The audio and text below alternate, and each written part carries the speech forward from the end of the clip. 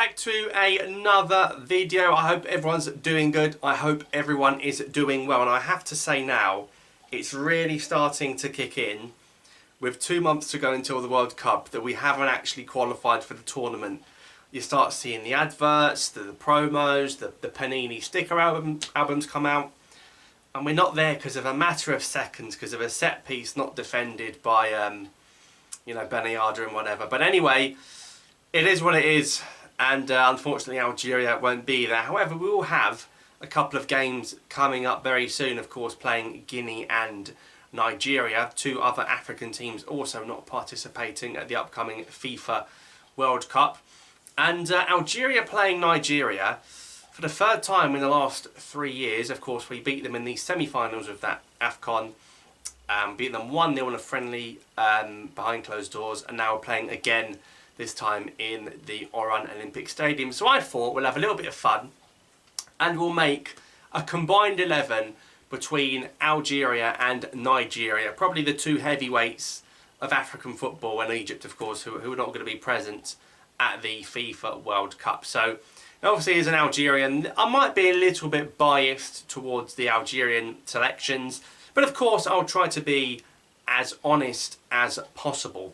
So we're going to go through my Algeria-Nigeria combined 11, and be sure to leave your combined 11, or say if you disagree or agree, in the comments down below. So we'll start off with the goalkeeper and the defence, and I'm going to have Rice and Bolhi in goal. I think Nigeria have struggled for a consistent number 1 in recent years. You know, you look at the recent AFCON where the guy really shouldn't have dropped that ball against Tunisia, and Rice and Bolhi's been in between the sticks for the last 12 years. Won the Arab Cup, won the AFCON. Very consistent, way more consistent. You remember back then Nigeria probably had someone like Vincent Nyema in goal. I still don't think they know who their number 1 is going to be going forwards. Maybe it can work out for the lad at Watford, but we'll see. So I'm going to have Rice and Bolhi in the goal. We're going to play a back 4. Now at right back, I'm going to play Yusuf Atal. I think it's a strong choice. I think he's a better right back than Ola Aina, and I think he offers a lot more going forwards as well than perhaps Ola Aina would.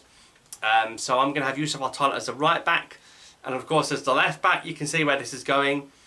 I had to probably pick between Bentabeni and Sanusi, and although I like what Sanusi's done in Portugal, I still think, again, Rami Bentabeni, and you remember these players like Mbolhi, like Bentabeni, Atal didn't, he was injured, faced Nigeria, beat them. I think Bentabeni was key in the last time we actually played Nigeria and beating them. I think he actually maybe even scored the winning goal. So I'll have Rami Bentabeni at left back. So far, you know, I've got Mbolhi, I've got Bentabeni, I've got Atal. The 2 centre backs, I have got a Nigerian one and an Algerian one. So of course Issa Mandi is going to be sort of the ball playing centre half here. So that's another Algerian in this squad.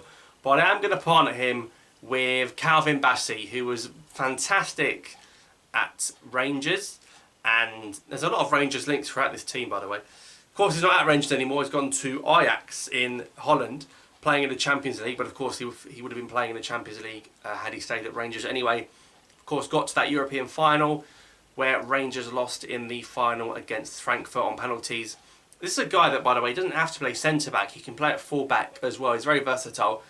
I'll be surprised how long Ajax hold on to Calvin Bassey for. I think he's fantastic. I don't know why Leicester let him go. And he can fill in a variety of positions across the back 4. Strong. He's a proper defender.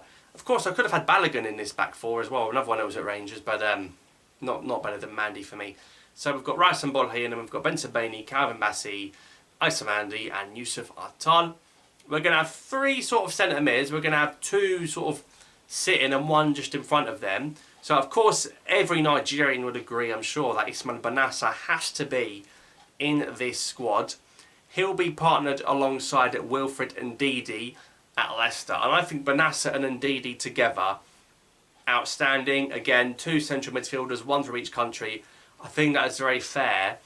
And the way I've set out this team, I'm going to have a 3rd centre mid, a little bit more attacking in front of them, and that's going to be Joe Aribo, another player that used to play for Rangers. He's now at Southampton in the Premier League, already scored his first Premier League goal.